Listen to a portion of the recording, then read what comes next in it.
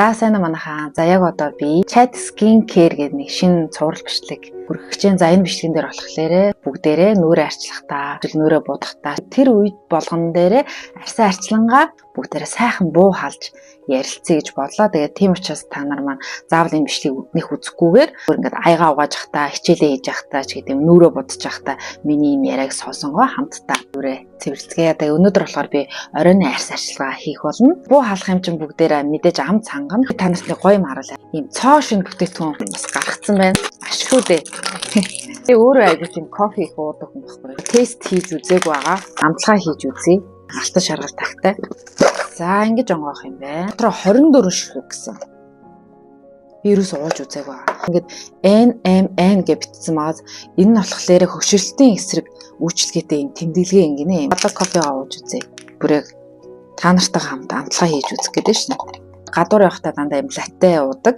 Гэртээ байхдаа юм хар кофе уудаг байхгүй. Энэ болохоор юм хар кофе юм билээ. Сүүнээс хашилдаг, гидсэн дүүрдэг хүмүүс ах юм бол юм хар кофе уучвал баг зүгээр ээ да. Кофений үнэр яагаад ийм гоё байдаг юм боллоо. Би бүр заримдаа штэ зүүдэлж явахдаа кофе ууж ин гэж зүүдэлдэг штэ. Одоо бүгдээр амталж үзье. Яг л юм хар кофе. Яг цэвэр хар кофе. Тэгээд энэ арабика сорт юм лээ. Тэгээд хамгийн гоё нь штэ. Кофе уунгаа бүгдээрээ хөгшрөлтийн эсрэг үйлчлэгийг авчиж байгаа. За тэгээд элэг цэвэрлдэг, хорыг гадагшлуулдаг гэж байгаа. Тэгээд тураа гэсэн. За хэрвээ та нарын кофег захиалахыг хүсвэл миний Chirimono гэдэг Instagram хаяг руу ороорой. Өнөөдөр би ингээд үсээ өөрөө ингээд Dyson-ы сенсор ингээд сенсдсэн. Тэгэхээр би үсээ сайхан ингээд боочдгийн. Боогоод ингээд чойлк штэ ингээд урдуур ороод ирнэ. Аюу ядаргатай. Чойлк бол нэг дэмил юм л. Гэтэ яг эдээ ирээнийх бол бас болжлаа. Опер шиг зөөчдөг. Яг жоохон инээдтэй л харагдах. Тэгээ төрөөд 3 сар болж болохоор ингээд үс жоох ингээд унтсан байгаа. Ойлгоорой. Тэгээд эхлээд болохоор би энэ тосон цэвэрлэгчээр цэвэрлдэг. Тийм нүрний хөө ашигладаг. Би болохоор сүүлийн 7-8 жил бүр огт нүрэндээ алчуур хүргээгүй. Дандаа ийм салпитик ашигладаг байхгүй. За тэгээд би тосон цэвэрлэгчээсээ болохоор юм хоёрыг тусаагаад гараа сайхан ингээ халаад. Нилээ сайхан халааж агаад. За тэнгуүтээ ингээ нүрний ингээ бодог. Сормосны бодгон дээрээ би болохоор ингээд сормосны бодгаа арилгахын тулд доош нь жоох ингэчдэг байхгүй. Тосон цэвэрлэгч юунд хэрэгтэй вэ гэхээр штэ. Миний ингээд арьс арчилгаанд энэ тосон цэвэрлэгчийг ач холбогдлын надад хүн хилээд эртгэн хилээд өчгөө дээ гэд би жоо харамсдаг. Яад бол арьс арчилгаанд амар чухал юм билэ. Тэгээд аргагүй дээ манай ээж чинь бараг 10 жилийн өөд болсон юм чинь. Тэгээд над яг хажуунаас нэг хилээ зөвлөөд өгч ихчмэгч байхгүй болохоор тэгээд өөрөө л янз бүр юм туршиж үзчихэл бүү сүлд хожуу энэ карантины үеийн тосон цэвэрлэгч гэдгийг чинь анх мэдээд. За би сая юу ярьж илаа. Сая манай 3 ороод ирлээ. Одоо орой 8 цаг болж байна. Тэгээд тэр нэг уруулаа бодцоо учраас ингээ уруулын бодог энэ аваар яваад байна. Заах бах.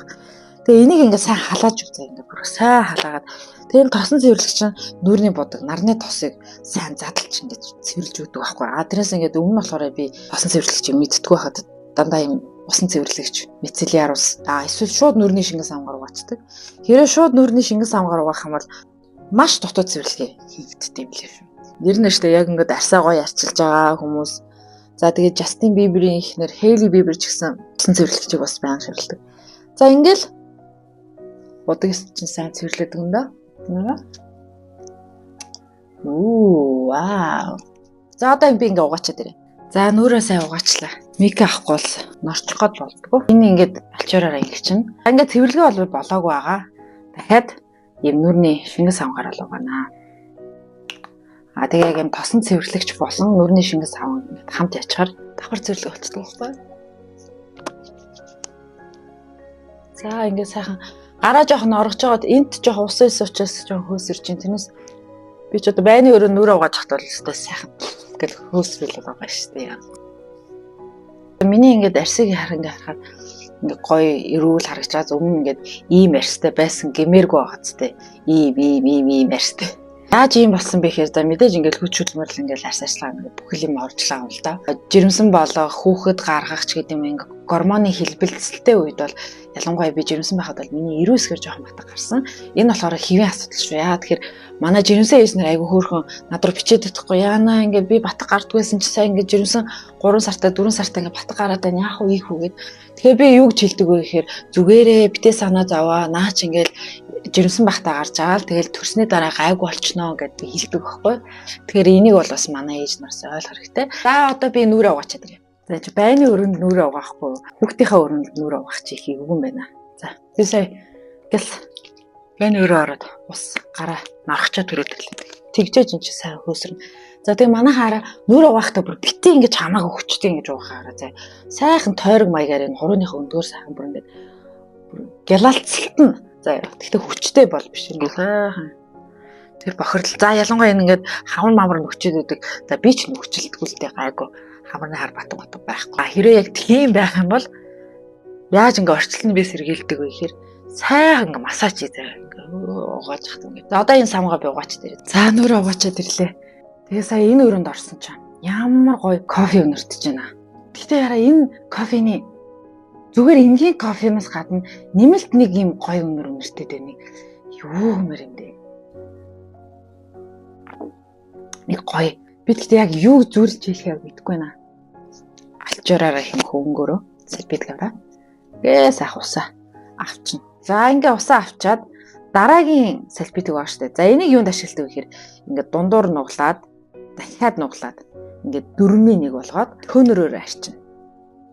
Төөнөр бол их бас их чухал. За тэгээ би өөрийгөө бас танилцуулъя. Намайг болохоор Архугийн мөхцөг гэдэг. Би 1993 онд төрсөн. Энэ жил 31-тэй. Гэтэ 12 сар төрсөн болохоор 30 настай. Өөр бас амьдрал зохиогоод нөхөртөөгөө 2 охид байгаа. Охин маань одоо 3 сар 10 хоногтой. Тэгэхээр бага охин маань 2 сарын 29-нд төрөөд тэгээ 4 жил нэг удаа болдог их онцгой өдөр төрсөн. За одоо би эссенцээ шавшиж байна. 3 л дарддаг юм да. За миний эргэлт эссенц би энэ бүр эссенцтэй амар хайртай. Тэгээ гараа ингэ нийлүүлж байгаа.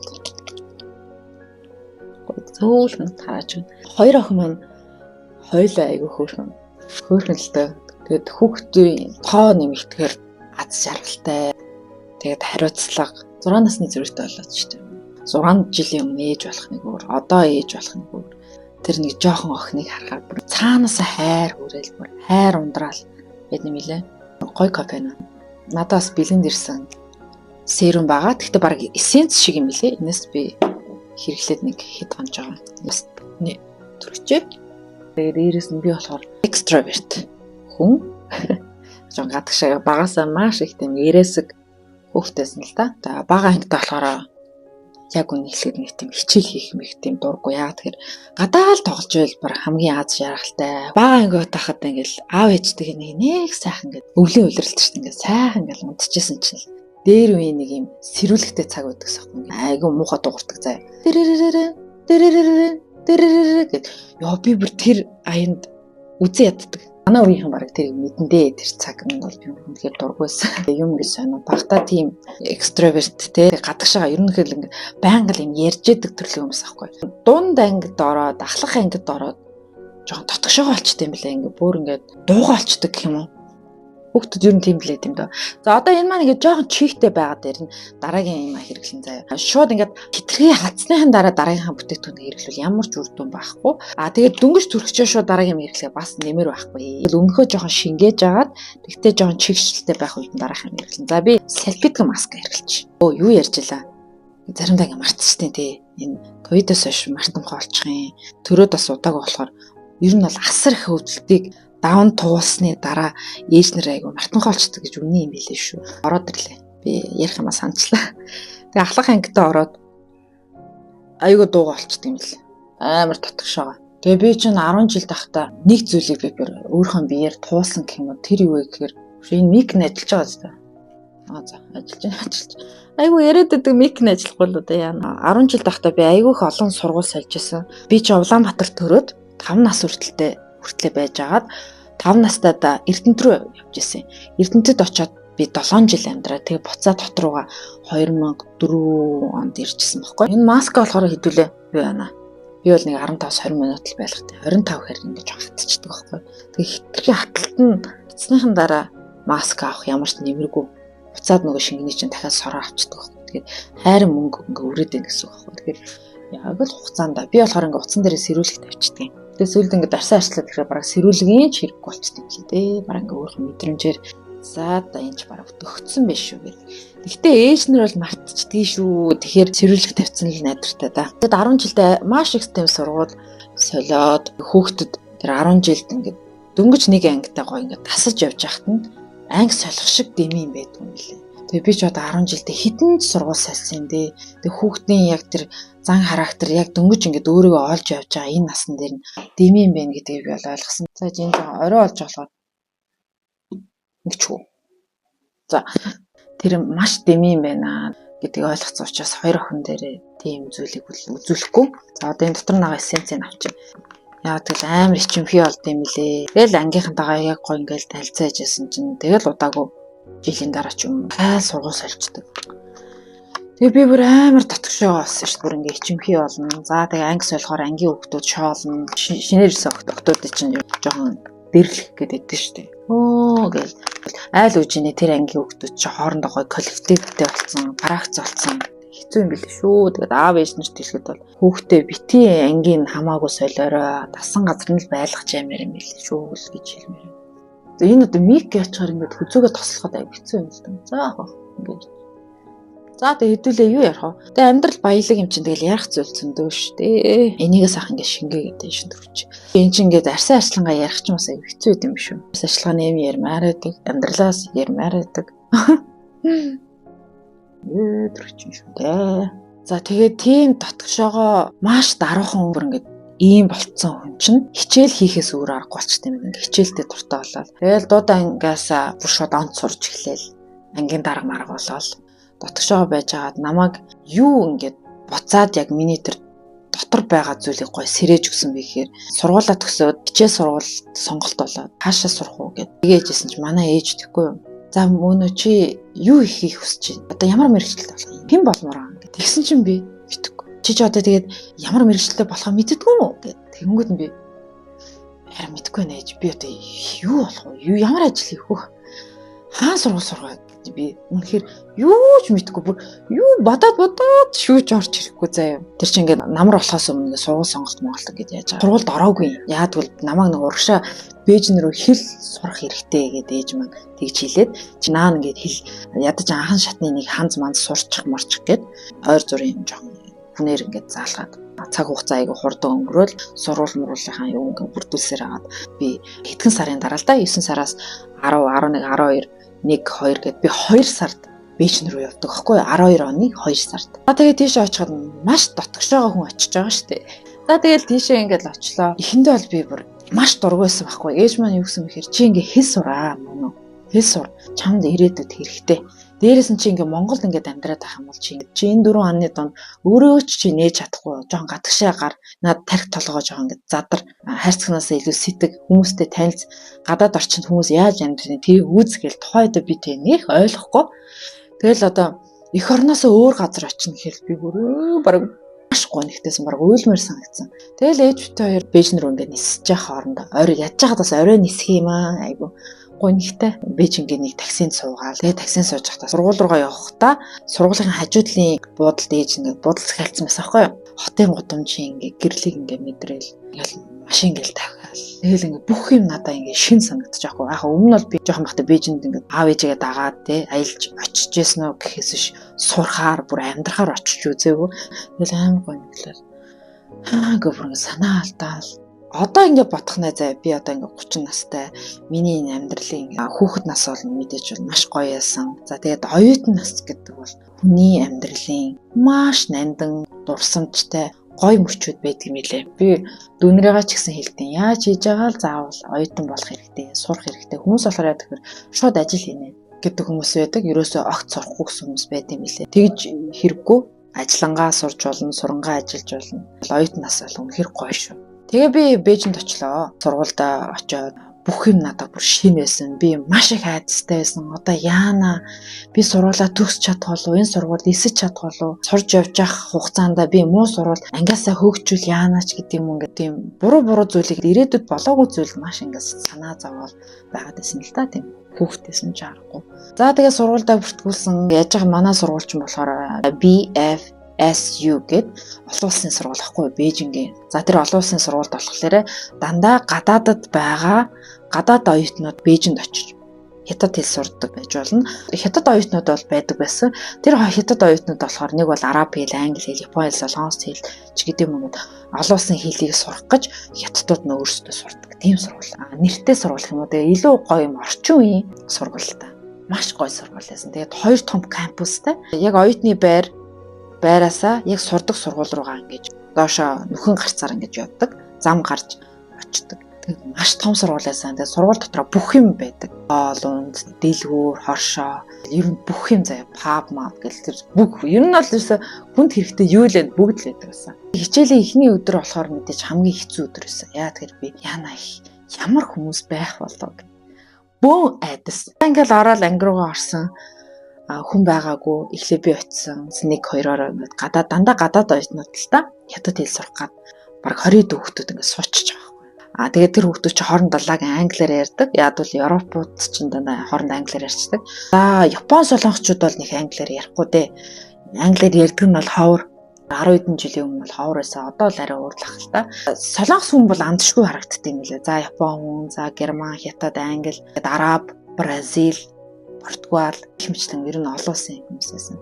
За тэгээ ангийнхаа хүүхдүүдтэйгээ танилцаал. Өө чи Монгол чи хаанаас ирсэн бэ гэхэд би Монголиа гэж хэлэнгүүт зарим ингээ гайхан зөө тийм ус байт юм гээд. Зарим нь болохоор Монгол хүн юм уу гэж. Бид нар бол дандаа хоорондоо англиар ярина. Гэхдээ тухайд бол миний англи хэл бол тийм сайн байгаагүй. Хэдэн жилийн 10 жилийн тийм суурьтай л очисон. Тэгээд манай хичээл болохоор дандаа англи хэл дээр явагддаг гэсэн. Бүх хичээлээ англиар ороод ном сурах бичгүүд маань ч гэсэн дандаа англи хэл дээр хятад хэлийг заадаг байсан. Нэг семестр чинь 4 сар байдсан шүү дээ. Тэгээд ангийнхантайгаа хамт ингээд хичээл сурвал ингээд. За шалгалтын үед яадаг гэж нөгөө Япончууд гацаж яриад нөгөө шинээр ингээ багш ингээ хэл зааж өнгөт жоохон муу байгаад байгаа хэрнээ Япончуудын нэг гой чанар нь юу гэхээр ингээ хичээлээ ингээ яс ингээ багаар хийгээл гэдэм бил. Хичээнгүүд зан чанар, тууштай зан чанарыг би бол тэндээс олж авсан байхгүй. Ингээ багаар хийж чад анхны айгу муу хэлгээд хэлж чадахгүй, дөрөв хөгөөч ялгаж чадахгүй муу байжснаа шалгалтын үе дээр дандаа 90-с дээш онц авдаг юм билээ. За нэр одоо энэ маск авъя.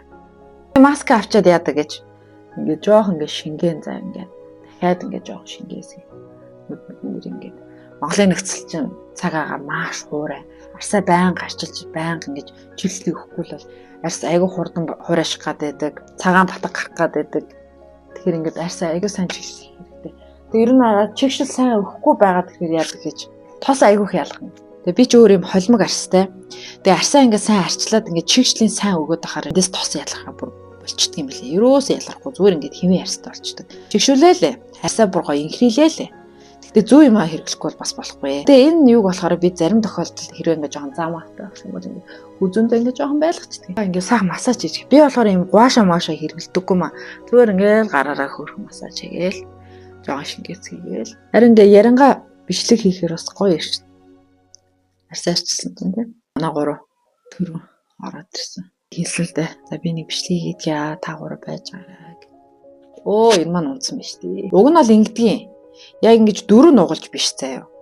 Би та нарт нэг арга заач. Энийгээ зүгээр нэг нуглаад ингээд хүзэндээ байлгачдаг байхгүй юу?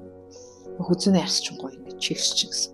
Боловсроо тэгээ би Бээжинд 3 жил амьдарсан. 3 жил амьдарсан тэр үе бол миний одоо ингээд дурсахад бол гадагшаа явж сургууль сурах бол миний амьдрал хамгийн зөв сонголт байсан гэж би одоо боддог. Гэр бүл зохиогоо 4 хүүхэдтэй болоод ажил амьдрал гээд ингээ явж байгаа хугацаанд хүн оюутнасаа бодож сайхан байж тээ ингээд хүн бас ингээд дурсдаг юм байлээ. Гоё шүү дээ оюутнаас чинь. За тэгээ би 3 жил сурчаад тэндээ дуусгах чадаагүй. Яагаад тэгэхээр манай ээж 14 онд өнгөрөөд ээжигээ өнгөрснөөс хойш би жилийн дараа Монголдо буцаад амьдрах хэрэгтэй мэн гэж бодоод гэрийнхэнтэй ярилцчаа. За Монголд амьдрий. Тэгэд эндээ ирэнгүүтээ би хүмүүлгийн их сургуульд хятад хэлний ангид орсон. Тэгээд хятад хэлний ангид би 3 дахь курсын сүүлийн семестрээр ороод тэгээд 4 дахь курсыг бас бүтэн төгсөөд тэгээд сургуулаа төгсөжсэн. Ийм түүхтэй тийм аа. Тэгээд ерөөдөө ингээ базаад ярихад бол тийм байна.